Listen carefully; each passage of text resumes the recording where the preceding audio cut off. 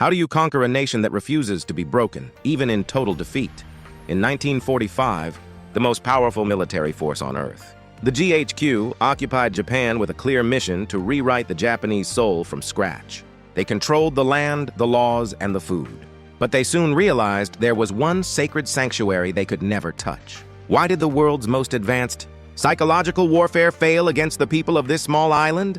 In this video, we dive deep into the hidden history of the Japanese. Spirit, a resilience forged not by politics, but by ancient roots and a unique connection to the land itself. We'll explore how an invisible civilized strength allowed them to rise from the ashes of World War II to become a global leader, all while keeping their core identity intact. This isn't just a story of history, it's a masterclass in how to protect your own inner strength when the world tries to take it away. Section 1.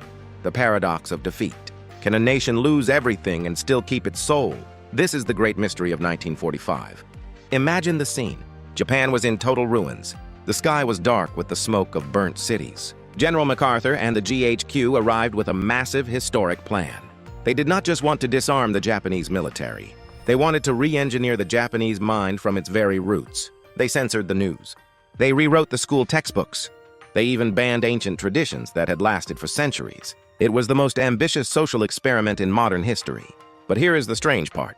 After years of intense psychological pressure, the core of the Japanese spirit remained.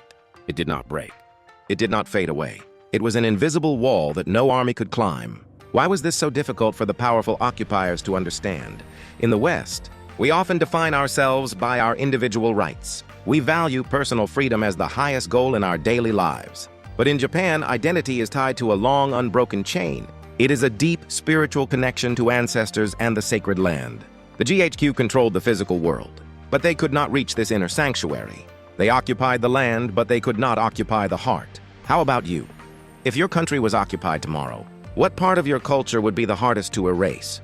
Would it be your faith, your language, or your family history? Tell us in the comments. We want to know what makes your culture's soul unbreakable. Section 2. The Great Erasure. The GHQ quickly identified the true source of Japanese resilience. They believed it was Shinto, the ancient faith of the islands. To the outsiders, it looked like a dangerous political ideology. They called it State Shinto and decided to crush it completely. They issued the Shinto Directive to cut off all government support for shrines. They tried to separate the Japanese people from their local gods. Imagine if your local church or community center suddenly became forbidden. This was the reality for many families during the occupation. The goal was to make the people feel alone and lost. Without a spiritual center, a population is much easier to lead. It is much easier to control. But the GHQ made a fundamental mistake in their strategy.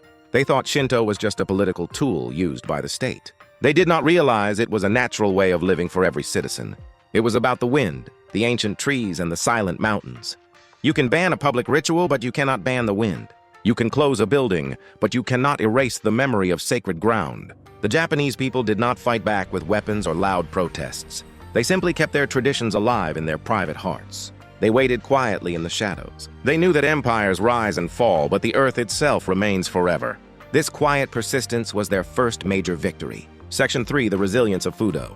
There is a powerful concept in Japan called Fudo. It means the deep relationship between a climate and its people. Japan is a land of extreme natural beauty and immense power. It has wonderful seasons, but also violent typhoons and massive earthquakes. For thousands of years, the Japanese people have lived with these unstoppable forces. They learned a very important lesson: you cannot control nature. You can only learn to adapt and flow with its energy. This created a unique kind of resilience in their DNA. It is not a hard, stiff strength like a wall of stone. It is a flexible strength exactly like green bamboo. Bamboo bends in the middle of a powerful storm, but it never breaks. When the GHQ arrived, they were like a massive foreign hurricane. They brought new ideas, a new language, and a new way of thinking. Most nations would have been washed away by such pressure. But the Japanese people practiced the ancient wisdom of Fudo. They accepted the changes on the surface with a polite smile. They cooperated with the occupiers and rebuilt their broken cities. But deep down in the earth, their spiritual roots remained firm and strong. They knew that every storm eventually runs out of rain. This natural resilience allowed them to survive the occupation without losing their identity. They understood that political waves come and go, but the land always remains. Section 4. The Hidden Lineage. After the war, the Japanese people were strictly forbidden from making weapons. No more samurai swords, no more advanced fighter planes. The GHQ wanted to remove the physical means of war forever. But they forgot one crucial thing. The spirit of the craftsman cannot be destroyed by a law. It simply transforms into something else. This is the secret of Japanese survival through the ages. A man who once made precision parts for a Zero fighter started making rice cookers. A master swordsmith shifted his focus and started making high-quality kitchen knives. They did not lose their incredible skill. They simply shifted their focus from destruction to creation. This is the samurai spirit in a modern, peaceful form. Every product became a silent expression of their inner pride. The GHQ thought they had successfully disarmed Japan, but in reality, they only redirected Japan's massive energy. This energy became the fuel for the famous economic miracle. While the world looked at Japan as a defeated nation, the people were quietly working. They were perfecting every small detail in their factories. They were proving their worth to the world through quality and precision. They did not need a military to be respected by other nations. They used their hands and their minds to rebuild their future. This was a silent revolution of the soul. The DNA of the artisan became their ultimate peaceful weapon. Section 5, Ancestor Worship Verses. Western Individualism. Why is the Japanese sense of community so difficult to break? In the West, we often focus on the self. We want to be unique, and we want to be independent from our past. But in Japan, the self is not an isolated island. It is part of a much larger ongoing story. It is the story of the ancestors. Even without a formal religion, many Japanese feel the constant presence of those who came before them. They feel a deep responsibility to their family name and their lineage. This is why the GHQ's focus on individualism struggled to take root. You can tell a person they are free, but you cannot tell them to forget the blood in their veins. This connection creates a profound sense of psychological security. When you are part of a long lineage, you are never truly alone. You are carrying a torch that has been passed down for centuries, through trials and joys. During the difficult years of the occupation, this kept the social fabric from tearing apart. People did not just care about their own personal survival. They cared about the honor of their house and the pride of their ancestors. This vertical connection gave them a powerful reason to endure, the hunger and the shame. They were not just surviving for themselves. They were surviving for the past and the future at the same time. This is the power of being a link in a chain instead of a single dot. Section 6. The Shrine Merger Scar. History is rarely simple or one-sided.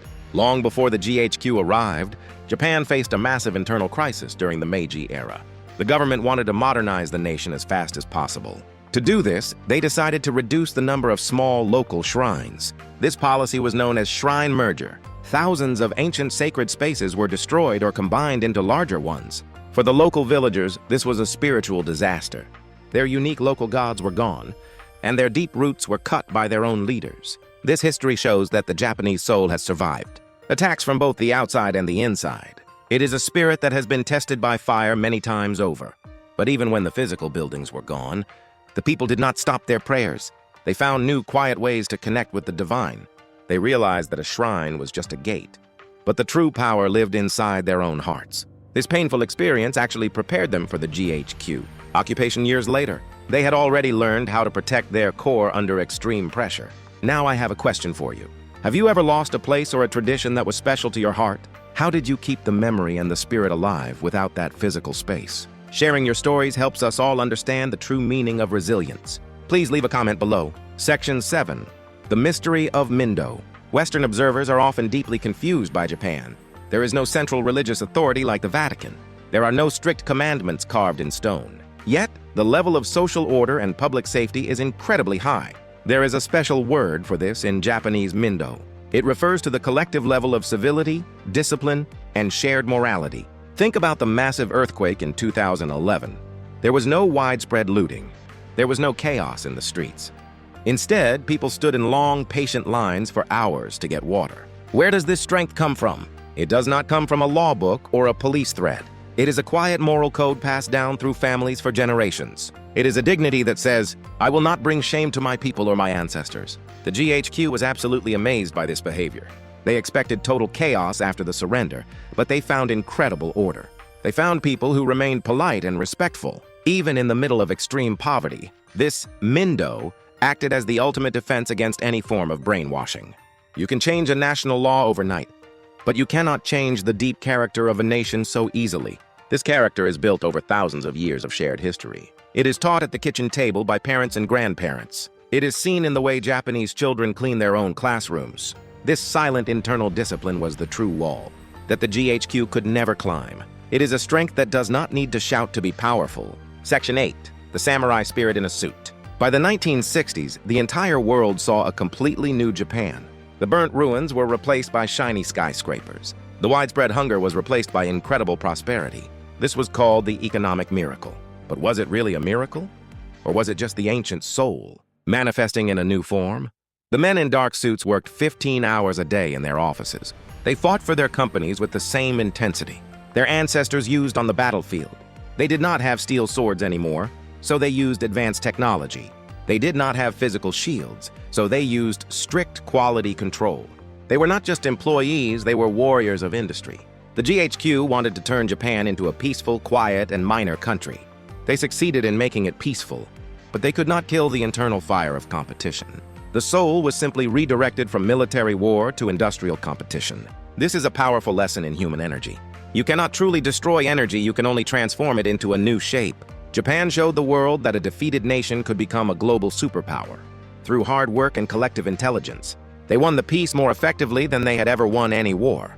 The samurai simply traded his heavy armor for a briefcase, but the heart inside remained exactly the same. They turned their defeat into a foundation for a new kind of victory. Section 9. The modern crisis. Today we face a new and invisible kind of occupation. It is not an army of foreign soldiers with guns. It is an army of digital signals and global algorithms. Globalism, social media, and mass consumerism are changing the world at a terrifying speed. For the first time in history, the younger generation in Japan is drifting away from its ancient roots. They spend more time looking at glowing screens than looking at the sacred mountains. The local shrines are becoming empty, and the unique family traditions are slowly fading away. This is a subtle, silent rewriting of the human soul. It is happening all over the globe, not just in Japan. We are losing our connection to the long chain of history. Can the Japanese spirit survive this modern pressure? Many people fear the answer is no. They worry that the soul is finally being erased by the convenience of the digital age. But history tells us a very different and hopeful story. Japan has been broken many times before. It has been occupied, burned, and pressured by powerful forces. And each time, the core of the nation has returned to its senses. The answer to this crisis is not found in the government or new technology. The answer is found within each individual. It is in the conscious decision to remember your ancestors. It is in the decision to use your native language with respect and care. The soul is not a static object, it is a living flame. A flame must be fed to keep burning bright. We must ask ourselves, what are we feeding our souls in this digital world? Section 10, Legacy of the Unconquered. What can we learn from the unconquered soul of Japan? First, we learn that your true strength is always internal. The world can occupy your land and it can take your money, but it cannot take your pride unless you give it away. Second, we learn that roots really matter. Knowing where you come from gives you a powerful compass for an uncertain future. And third, we learn that adaptation is the ultimate key to survival. Japan did not survive by simply refusing to change. It survived by embracing the new world while keeping its core values intact. This is the ultimate wisdom for every man living in the modern world today. It is about being firm in your spirit but flexible in your actions. Be like the Japanese spirit we have explored today. Respect your past but never stop building your future. Be disciplined in your work no matter how small the task feels. Stay connected to your family and your heritage, and always remember that you are a vital link in a very long chain of human history. You have a deep responsibility to those who came before you and to those who will follow your footsteps. The GHQ failed because they tried to erase a history that was thousands of years deep. You are also a part of a deep history. Do not let the noise of the modern world rewrite your soul. Stand firm, stay rooted, and keep your inner flame burning bright. Thank you for watching.